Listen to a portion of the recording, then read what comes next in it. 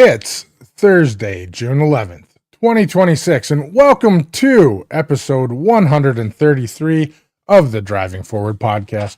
Whether you're joining us live or listening in on one of our 18 platforms, including Reach Across America Radio, where we broadcast every Tuesday evening from 4 to 5 p.m. Central Time, we appreciate your support. Next week, Bain and I chatting up the industry and all that's happened so far this year. And there's a lot. This year's been interesting. I think every year's interesting, to be honest, but a lot of shifting going on this year. Not only will we be talking about what has happened, but we're going to throw some predictions out there as well. And just generally talk about what we think is coming up in the future here. This month also, I'm going to be at Samsara Beyond. So myself and Mike Solars will be there. We've got a number of events that we're coming up, but looking forward to Samsara. I don't know if it's nice to get back to Vegas, but I'll certainly be there. So it's at Aria Resort. So anyone that's going to be there, please reach out. Let us know. We'd love to meet with you. We'll also be at North Carolina Management Conference as well. That's July 19th. We have the TCA refrigerated meeting. There we go. Susan Mail. I'm jumping a little too fast for everybody here. So that's moving along quicker than usual. But Susan will be at the North Carolina Trucking Association. I'd love to be there myself, but there's so much going on. Both Susan and I will be at the TCA refrigerated meeting in Nashville from the 22nd to the 24th. I do have a speaking session there talking about technology in the industry, properly purchasing and selecting technology, implementing technology, just generally a state of health of freight tech for the most part. We'll also be at Texas Trucking Association and the Minnesota Trucking Association towards the end of July, early August. So those are our two good associations. MTA, the annual conference, that's I've been attending that for the majority of my career. I always look forward to seeing friends, really family at this point at that conference as well. All right. So about a year ago, we sat down with this guy and did the origin story. Bartending nights to fund the first venture, founding Banyan Technology in the days when freight really ran on fax machine and prayers. So pioneering API connectivity to LTL carriers before half this industry knew what an API even was. And a U.S. patent on dynamic pricing as well.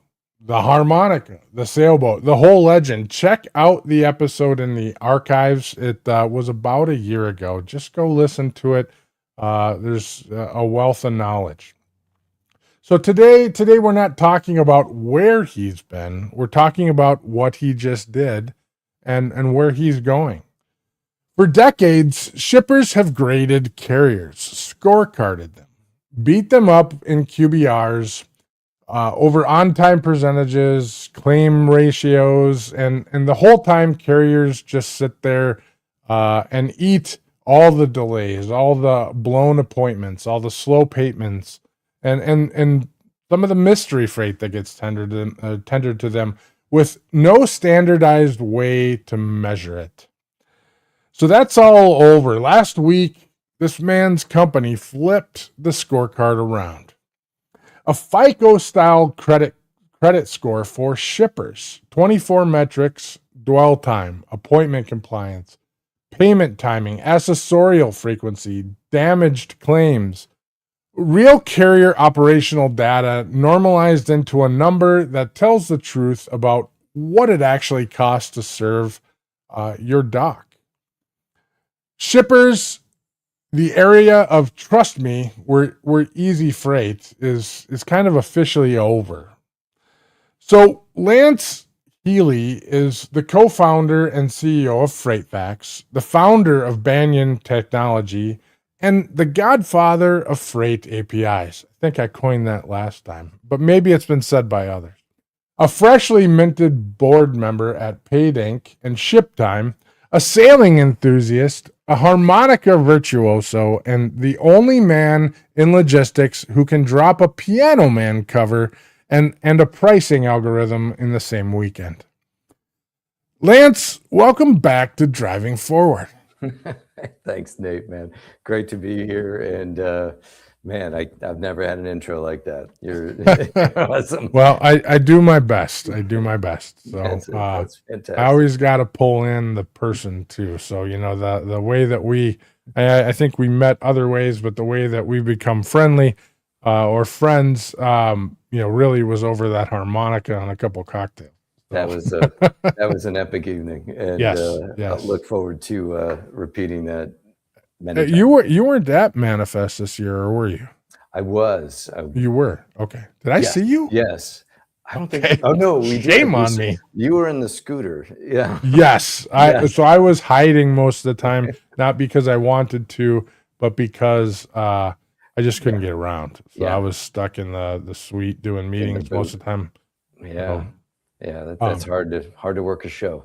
It was super hard, and we had one of those nights, but it was the last night with a few folks that it was a late night again too. So, but yeah, well, heck, next year I'll definitely have to make sure that we spend more time. We need to repeat. We actually hung out at that same place, not the karaoke place, but the place that we went after. For quite a while that night too. Yeah, so. that was blurry. Yeah.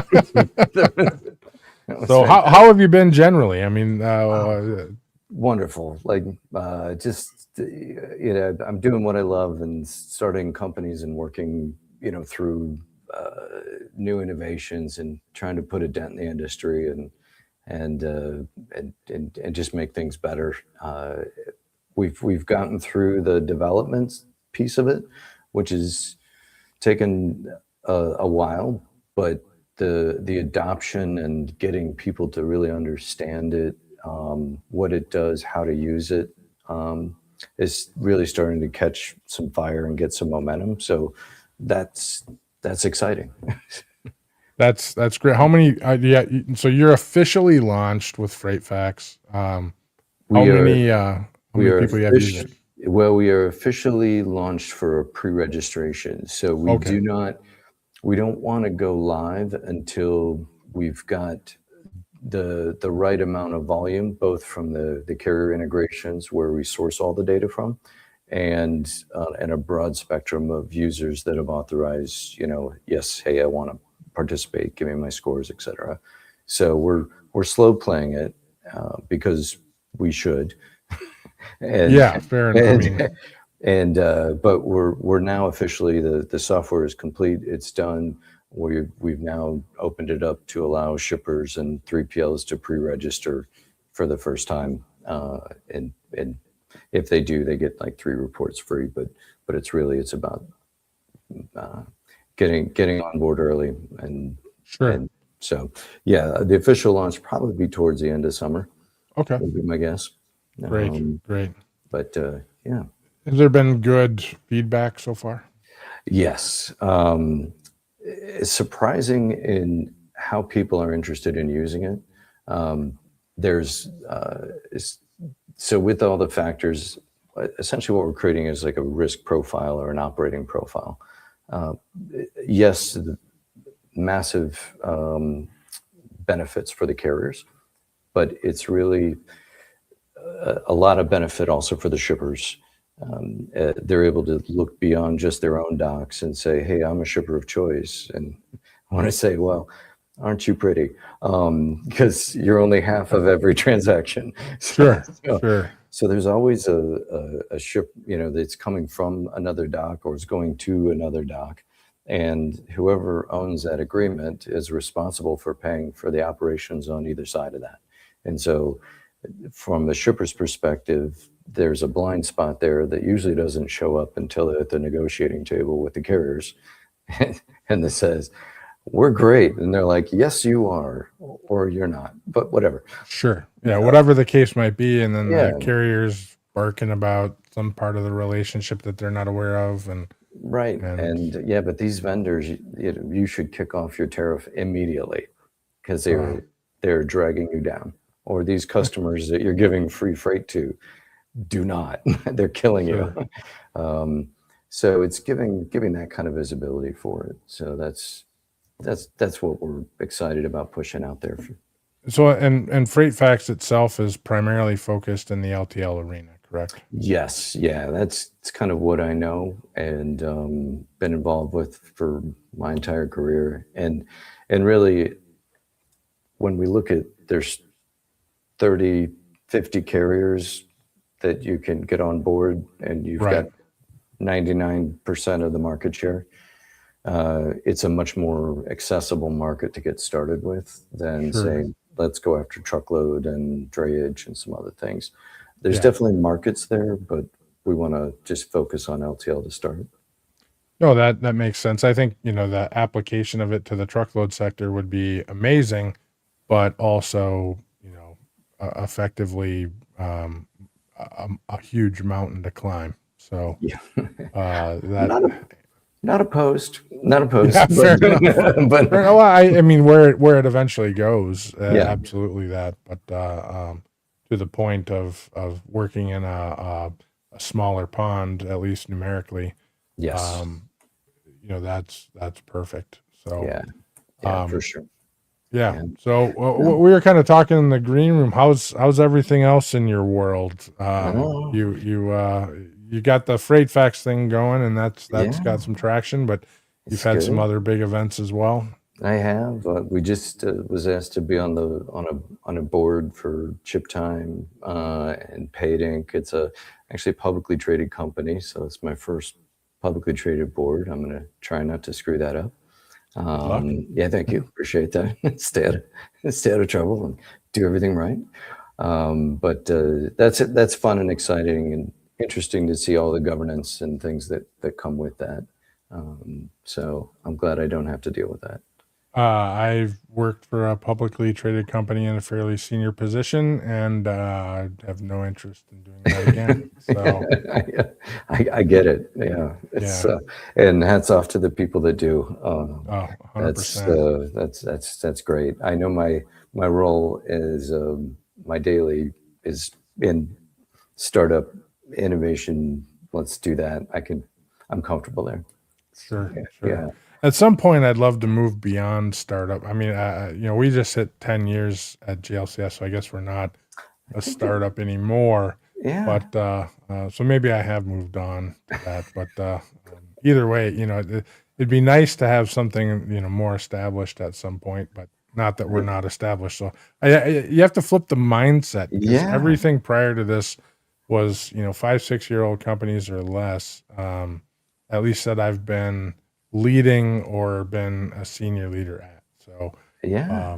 but I, absolutely. So. I think you gotta just make that shift and say, you know what, we are no longer identifying as a startup. Right, right. And I guess I haven't, but I took the founder title off of my did you? LinkedIn some time ago because it's like, okay, well, I'm the founder, but does that even matter anymore? So, Yeah, yeah, so yeah.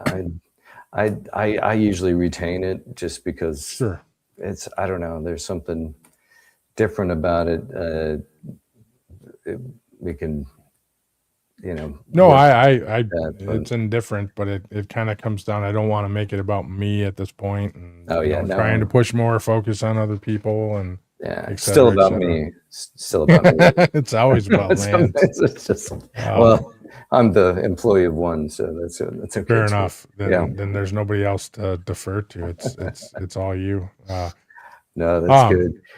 Well, So no, go ahead. Go oh ahead. no, I was You're just going to say one of the other things that we've launched recently, working with Curtis Garrett and yeah. Elliot Brazil, is the kind of an LTL AI Adoption Council, and the idea around that being that because I'm old enough, I got to see the entire tech life cycle of APIs, from the early dismissal and terror of being involved in that to adoption by the LTL carriers, and then being able to see it evolve to now we're going to differentiate ourselves through our APIs, to that being then a problem for shippers to adopt. So now the NMFTA has wrapped it in a nice big standard, and it's really done some amazing things on producing some standards. So now it's just table stakes for everyone. And I love it. I love seeing the evolution, and I just wish it didn't take 25 years. Sure. And yeah, the NMFTA, I actually brought them up this morning in a meeting. Yeah, they've tackled some Herculean efforts, trying to get this industry on board with anything and getting a normalization with anything is close to impossible. So it's close to impossible, but I'll tell you the way that I've been working with the NMFTA Standards Council for about 2.5 years, and got to lead a couple of the workshops, but was beautiful in the way that they did it. It was industry stakeholders from carriers to 3PLs and shippers and tech guys and some amazingly talented project management and workflow people that really came together with one goal: is make the best API for pickup requests and fix all of the things that we don't have visibility to, and so the impact was amazing. There's so many new tools coming out that I'm very excited about. So my plug for that: go adopt the standards. There's some tremendous new functionality that doesn't exist without it. Standardized APIs are something that this industry needs to get its head wrapped around even further. So beyond just LTL. So we get into scenarios where, and about 20% of our business is integrations. And we get into scenarios where, people think API equals easy. And in a lot of cases, and if it was standardized and everyone was receiving and pushing the same way, it does make it easier, especially if it's fully built for a particular process that you're trying to integrate to another solution or whatnot. But there are so many APIs that don't fully meet the requirement and may be completely off page and require some sort of crazy work to be able to make it function in an appropriate way, if it can function at all. And, we do a lot of this, and in some ways it's really great and it's easy, and and in most of those scenarios, customers can handle those API integrations themselves. Claude or whatever, or name your development LLM. Yeah. And it can likely get you down that road to some level if it's easy. But if it's out there, man, it creates more complexity than it ever should. So. Right. No, absolutely. And I think one of the base tenets that the NMFTA standards did was they normalized 85 different limited access nomenclature. So now across all standards, all the limited access types are the same. Billing exceptions, billing codes, all the things, accessorials, 250 accessorials normalized down to a normalized set. That is huge for anybody doing those integrations, attempting to do them themselves and having to normalize them across everything. But just those standards alone, it just replaces a ton of tech debt. So the best part about that, and we'll get on to a couple other topics here in a minute. So I remember 2, maybe 3 years ago, probably a little bit over that actually, now that I'm kind of rolling back, probably closer to 4+, talking with the NMFTA about these ideas. And the first thing they were talking about was digitizing and standardizing and bill of lading. And I was like, okay, well, why don't you pick something else? So just, right. I was like, okay. Yeah, right. So that's right. And the other thing that I said though is if you can create change in this industry, LTL or truckload, and actually get it to lock in. Doesn't matter what it is, but if you can start creating change and get standardization at any level and start pushing it from there, others will see that, and then it's going to be a desire to go to that norm. But you 100%. have to pick a subject matter that is likely to win. And, I'm glad it wasn't the bill of lading, because that wasn't going to win. There you have to switch every shipper on the planet. Or at least, even if you got 10% of the shippers, that would be Herculean. Yeah, And it's not impossible to do it, but we just got to show that these changes actually create meaning and value to they the do. industry as a whole. They So, do. And the EBOL was the first, and that has been introduced and really well adopted across like C.H. Robinson and Echo and Blue Grace and a lot of those folks. Again, started in LTL, but they are working on the truckload standards as well. yep. But there's a lot of carriers that have incentives if you do use the EBOL, at least in the LTL world, there's discounts associated with that. I won't name any names because I'm not sure if that's still active or not, but it helps their operations so tremendously that it's worth it for them to incentivize. Oh, there's there's a massive amount of paperwork. I used to run an LTL, not a big one, but I had 100 trucks, and the amount of paperwork we would deal with crossing the dock on a daily basis was wild. So, and this is before, I don't think, we never really did put in a full-blown imaging system at that time. This is a long time ago. Really? Yeah, we had it Wow. all paper and copies and whatever, and it was horrible. Fingers of fury. Yes. Yes, absolutely. And Oh, so it is an effort that makes a ton of sense. It's just a big one, and there's yeah. nothing wrong with big targets. So, No. I love it. And that's kind of what we're trying to do with the FreightFacts, just is create this standard, just like FICO did in the lending industry, right? That everybody cares about their credit score, right? We're not even in banking, but I care about my credit score because it right. affects how I'm going to show up when I need financing. We want to do the same thing in freight and just get that standard of, hey, 780 good, 430 not good. Fair And enough. here's why. But yeah, we've actually gotten some interest from some cargo insurance companies, as well as finance companies, that are interested in using the freight scores to kind of better risk profile new customers. I hadn't even thought of that. It's like, yeah, There's great. probably a million things that come out of it, including, how someone wants to automate. I mean, it does potentially streamline the sales process too. If you Oh, have a verified score or shipper score that sits within a particular level, you can click a few buttons and you're on yeah, your merry way, and you have pricing that's around that.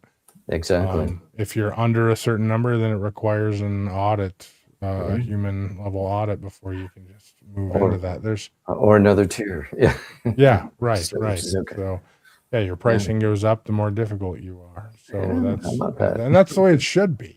So, Exactly, right. Yeah. um, I No, it's mean, truly, the shippers have been scorecarding carriers as long as forever. yeah. So, um, now you get that score of the shipper, and when you pitch that to a shipper, does anybody kind of squirm, or do they typically react fairly well? Certainly the people with a low score, they're like, "Ugh." Um, there is accountability and visibility, but we also have a tool called Freight Karma, borrowed liberally from the credit industry, but Sure. Yeah, yeah. it basically From the other says, karma. Yeah. yeah, it just Yep. says, hey, here's how you can improve, and here's how you can take baby steps to start improving your score. And so there's, yes, here's the harsh light of accountability, but here's how you get better. And now you can track process and track your progress on scores rather than just use anecdotes, Sure. which is how we do most of our business today. And, you know, Yeah. can't imagine going into a bank and saying, "Hey, I'm a nice guy. Give me a loan or give me some credit." They'll be like, "Okay, we'll Right. figure it out later." But Yeah, exactly, absolutely. it's exactly what we do today. 100%. And if well, if the bank knows you, it's a lot easier to get that loan. But if they don't know you, good luck. I mean, Yeah, then it is I, what it is. So, yeah, it's very relationship based today. yeah, So, which makes it difficult for entry. And in the LTL space, like you said, 50 some odd carriers own the market. And then even that, the carrier list beyond that 50 is limited and shrinking. yes, yeah, So and I'm shrinking fairly quick. Actually, most of them are getting acquired by one another, but yes, yeah, that is getting smaller. So yeah, which is going to make pricing disciplines even more constrained by the carriers as they've woken up and gotten very smart about their pricing disciplines. Now we've seen it in the last couple of years where capacities available is there, but the pricing is still going up, sure, and sure, that's not going to go away. yeah. Yeah, So you have 24 metrics on this score. we do. That's what we're starting with, and they're worked with the carriers for about a year just before we even started building anything, and just said, okay, what are the right metrics? What do you care about that we should capture and that we can capture digitally and consistently? So decided on what those factors are, and then they're all weighted. So like a point total for each, and then each shipper earns a percentage of the total for each. Anyway, it's people would say, "Oh, is it AI?" I'm like, "No, it's math." Yeah, 1+1 It's equals like, this. yeah, we don't need that. Yes, we do use some AI on the prescriptive back end, but it's not about the AI. It's about Right. what you can do with the scores. So who cares? So glad it doesn't say FreightFacts.ai because everybody's got to come out with that these days. I So, know, I know, I know. We thought about it. We're like, no, it's like, remember, you're a man of a certain age. yes. When when everything was E Oh yeah. something, E Yeah. tail, E whatever. We're in that phase. Yep. Yep. Of AI. Yeah. And, Yes, and, and truly everyone's using some level of AI in whatever they're doing anyway, but I hope so. labeling your solution AI is very obscure and not all AI is the same, of course. So it's, most of it is not. Most of it's more problematic than helpful. So For now. But for now, I remember the early digital cameras with like 1 megapixel with a teeny little viewfinder, and it was super grainy. the And the flip phone yeah, prior to smartphones, the yeah, cameras really on the phones took off but yeah, you used to have the old digitals, but right. I remember, I don't even know if it was a megapixel on the camera or on the camera on the flip phone. It was horrible. So, Yeah, but we used them. well, So, we used them because it was convenient in there, and everybody said, "Well, this will never replace professional photography." And yeah, yeah, so much for that. whoops, yeah, how about that? Uh, So yeah, I've got some pretty nice cameras, and I still kind of default to my phone half the time because I don't want to carry the camera because I'm lazy. right, So I get that. I appreciate yeah, it. But that's kind of where I think we are in AI too. Is that early fumbling in the dark?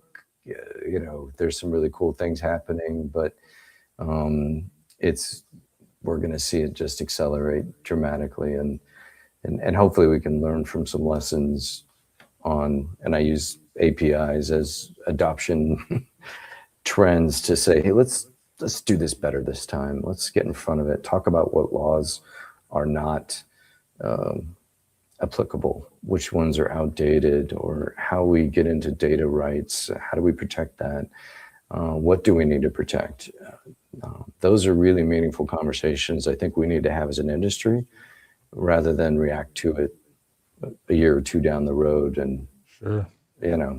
like let's, With an overarching discussion around AI, it's actually a global discussion on that. I mean, the yeah, problem that you have with some of these things is when you restrict, by industry, when you restrict by nation, Others are going to advance or do things that, were considered not great by someone else. And so they end up advancing in certain areas. So that's the whole issue with these solutions that are coming out, and some of them are scary. I mean, when you really get into it, you can treat them as employees for the most part, and that gets pretty wild. Yeah. And they never sleep or call off sick. They don't. And I know Claude is becoming something I use all the time, if anything, just for research. But the research that I'm having it do now is things that would take me days. Yeah.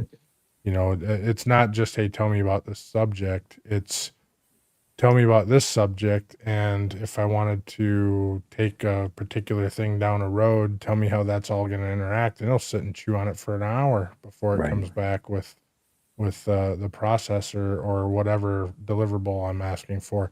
And I mean, business intelligence on the AI side is going to be completely turned on its head here shortly. Yeah. So Absolutely. when everybody figures out how to map this data appropriately or get standardizations around it, it already is. But the fact that you can just hit anything and say, "Tell me what this is," and or dictate to it. I mean, it's Yeah. wild. So. Yeah. No, I agree. I think, a buddy of mine said, hey, the future looks like this. Software is free. Intelligence is free. And Yeah.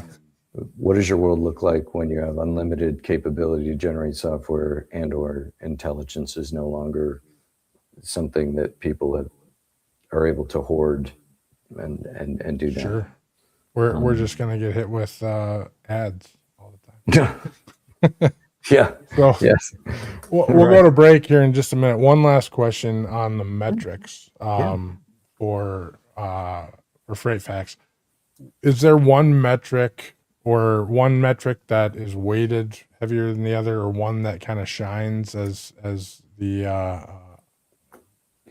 primary metric? There are two that are tied, and it's rebills and reclassification. Sorry, Sure. Reways are pretty close. Gotcha. But yeah, those are the heavy hitters.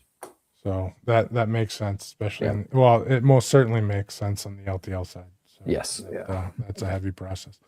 Yeah. Well, we'll be back in a minute. We'll talk about Amazon briefly when we come back. You kind of brought that up earlier, so at least touch on it, give an opinion, and then we'll jump back into more discussions on what's up in your world. So see y'all in about a minute and a half. If your fleet's downtime looks like chaos, you're missing out on GLCS. In the time-critical world of trucking and logistics, every minute counts. Meet GLCS, your expert partner in managed IT and technology services. We integrate seamlessly with your team, bringing seasoned IT professionals with deep trucking and logistics expertise. Imagine your software updates running smoothly, complex issues resolved quickly, and operations humming with efficiency. GLCS has your back. Our support doesn't just fix problems, it prevents them with our industry connections and proactive approach. We keep your trucks rolling and your brokers working. Think of us as the added resource your company needs to unleash its full potential. Visit glcs.net today and keep your business driving forward. GLCS, where efficiency meets expertise.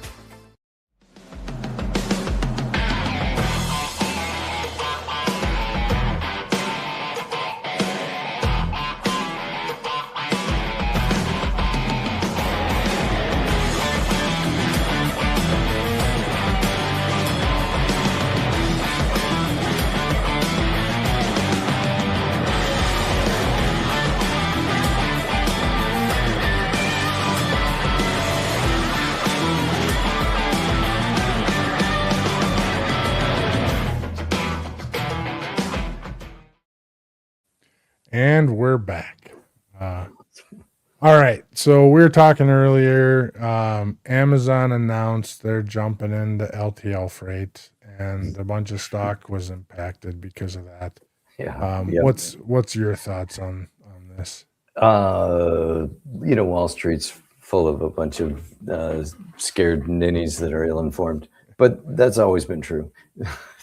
Well, I learned through the COVID period that the stock market has nothing to do with the economy at all, and it's very emotional in many cases. So.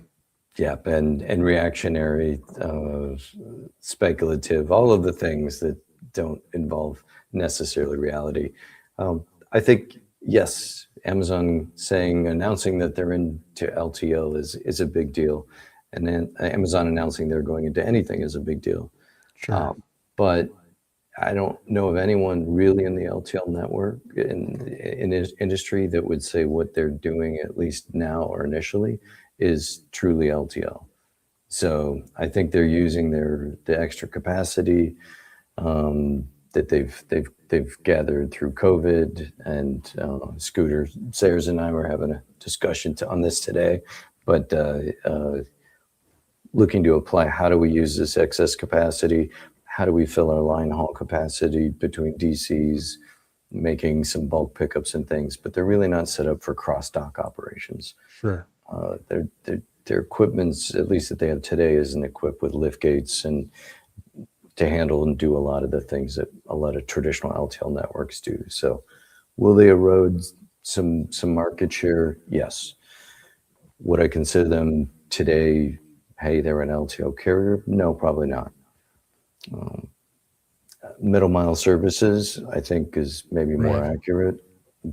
But well, they have docks. So if you have if it makes sense for a third party to bring them LTL drops, then they consolidate and move it on a truckload level, then they almost become more of a third party group only moving line haul than anything else. But anytime somebody with 80,000, 70,000 trailers says they want to do something, exactly, it definitely gets attention, which is why we saw some adjustments in stock. But the question is does it increase rates or does it reduce rates? I guess time will probably tell. Yeah, I honestly don't think it's going to have any impact on rates.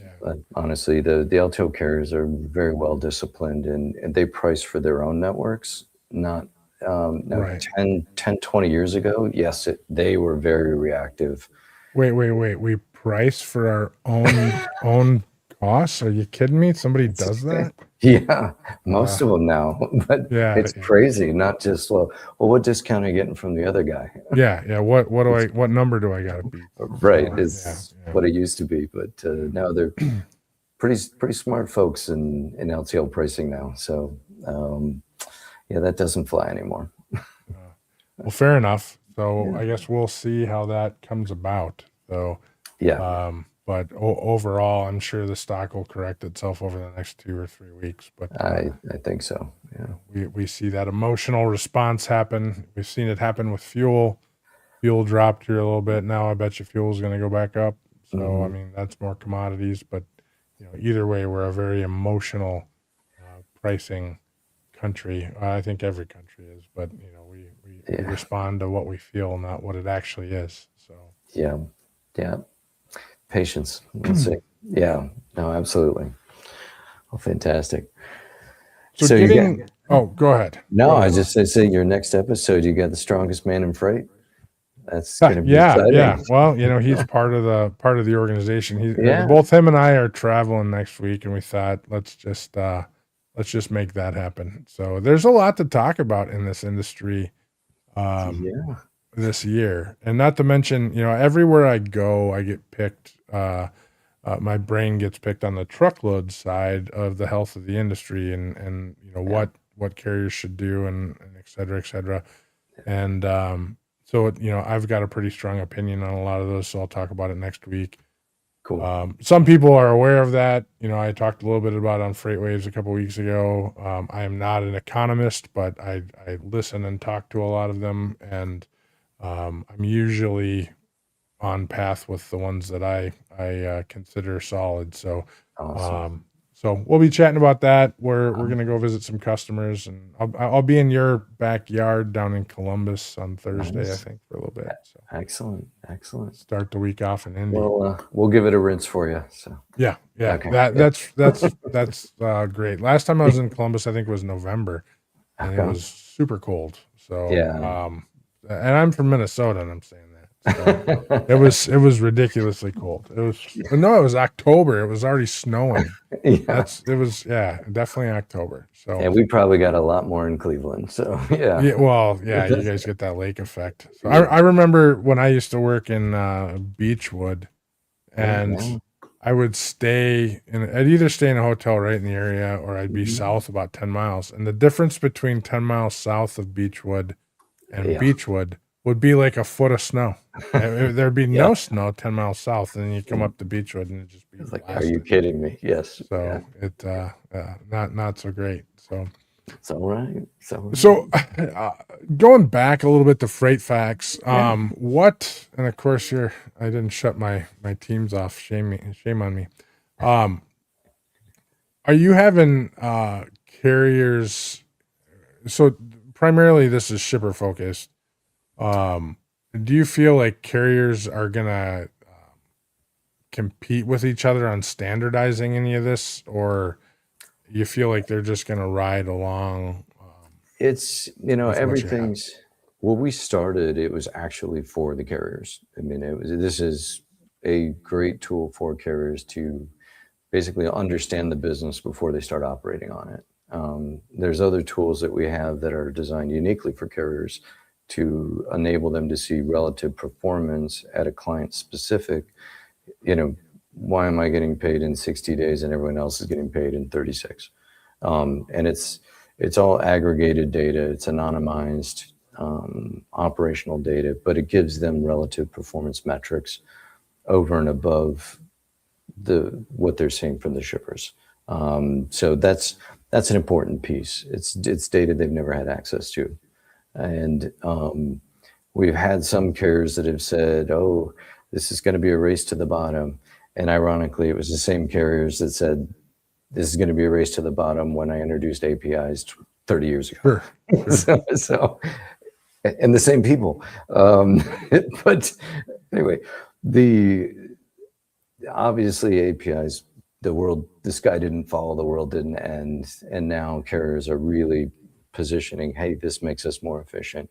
So I understand that people take their own time to get too comfortable with new technology and new systems and things, but what we're replacing is a bad process of engage and operate and then see how it goes and then make adjustments. So we can operate several months without any knowledge and then make adjustments after the fact.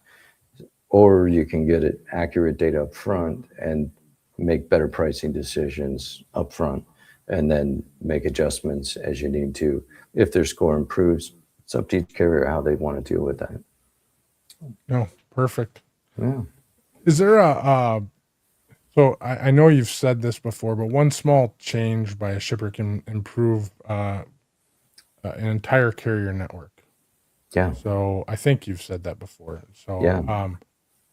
can you give me an example of how that impacts a carrier and what a shipper can fix tomorrow that will move that score? I mean, a big thing is, especially in LTL, is dwell times. And we measure both pickup dwell time and delivery dwell time because a lot of times they're different. But the carriers are assuming I'm going to spend around 12 to maybe 15 minutes bumping your dock. And then my plan is to get out of there so I can use my assets, my driver, my equipment to go pick up more orders or, finish some other deliveries. And when shippers tying carriers up, they're robbing that carrier's ability to go earn money with their resources. So when they say, okay, he was here for a half an hour. Okay, well, that's a whole nother stop that asset can't make at the end of the day. So there's real implications on getting your carriers in and out quickly. And any shipper that doesn't think that affects their pricing is completely ignorant because that's just temporary. Stupid forever. But ignorance can be fixed. So.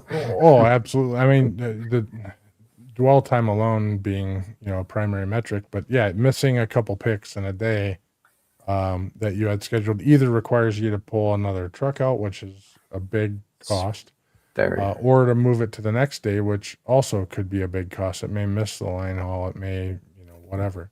Yeah, absolutely. So you've lived through, and to this point, you've kind of lived through a lot. You are a man of a certain age also. Indeed.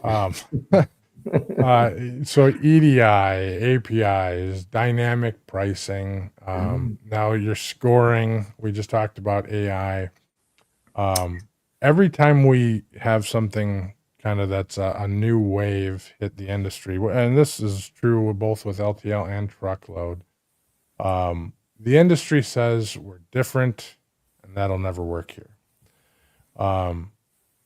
Generally speaking, what does the LTL industry still believe about itself that the data says is wrong? So, what generically is an LTL issue that just people can't get over the hump fixing?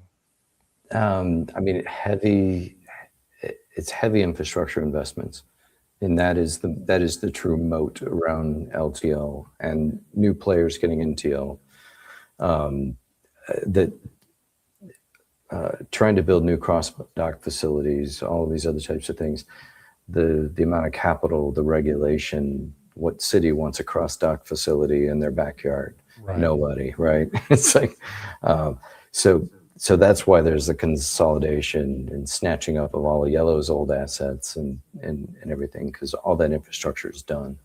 But then to execute on it very, very efficiently is difficult, and it takes expertise, and it takes really good software and really good operators at terminal levels that can make snap decisions on that are going to affect profitability dramatically. So that is a lot. Now within that, there are carriers that are investing tons in new technology and improvements and equipment upgrades and all those types of things. But there's still a lot to do. There's still a lot of processes that everyone's taken as, well, this is how we do it, that can and should be evolved.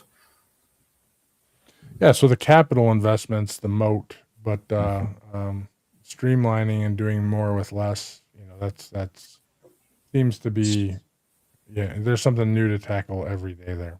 Absolutely. Well, we'll never run out. No, there's a lot of people involved in this stuff. So yeah. Speaking about never running out, what's your picture on the market right now? Are we kind of, to use your thing, sailing into good waters, or we got a nasty little storm? I mean, no, I think we got some following seas coming in, and unlikely, given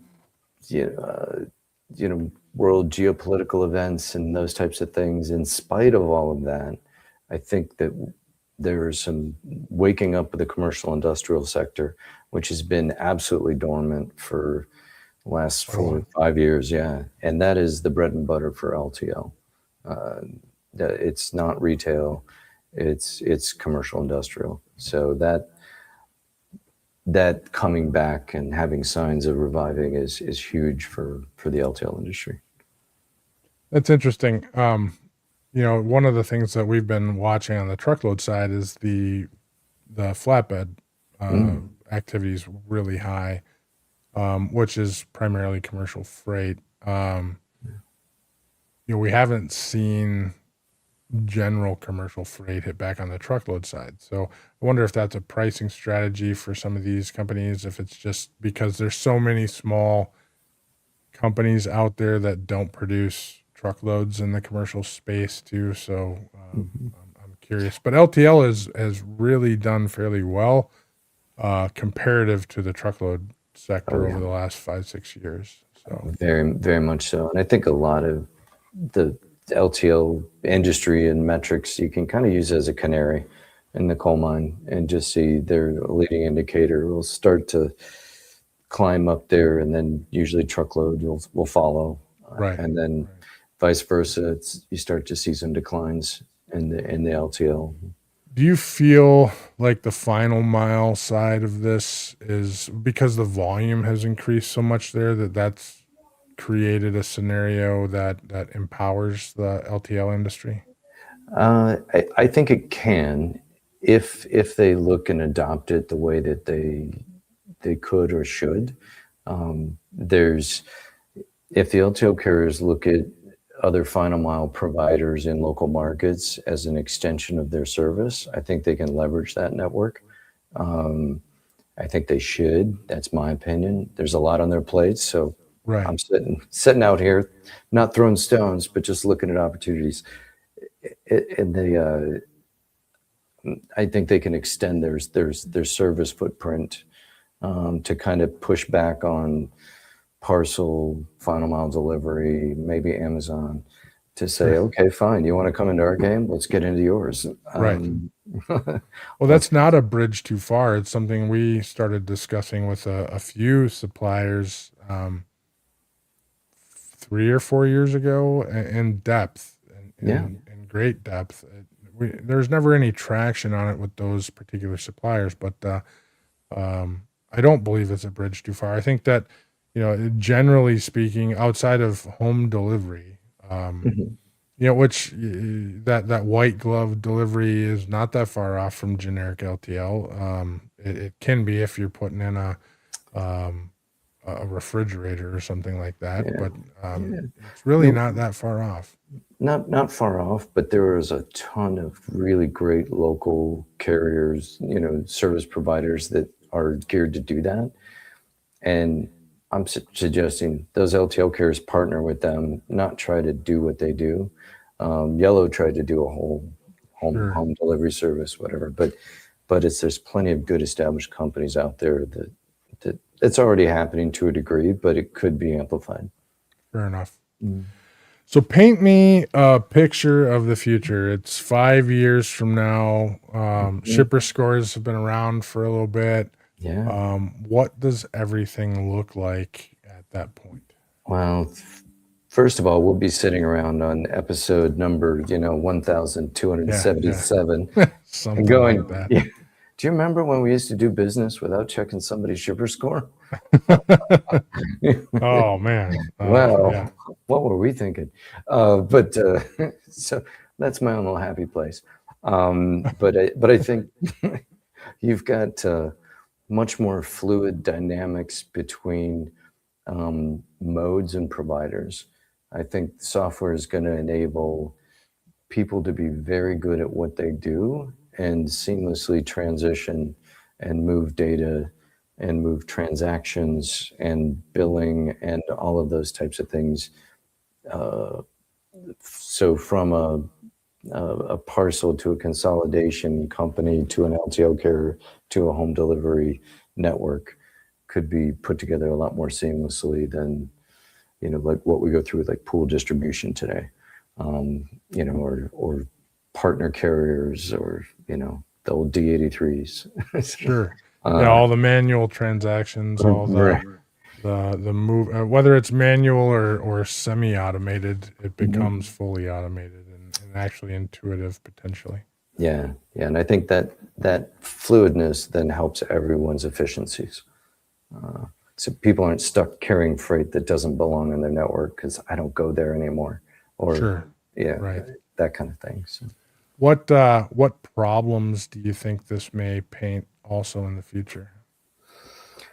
I think the ever elusive, uh, unique value proposition for 3PLs. They have to continue to be innovative because everybody is coming for their lunch, right? Sure. Well, Everybody's it's squeezing them all the time.